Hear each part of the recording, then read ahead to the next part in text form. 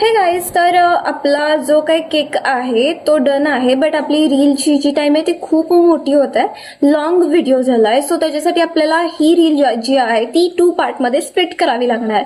So next पार्टसाठी stay tune की मला frosting जमते की नाही. सो बाय बाय.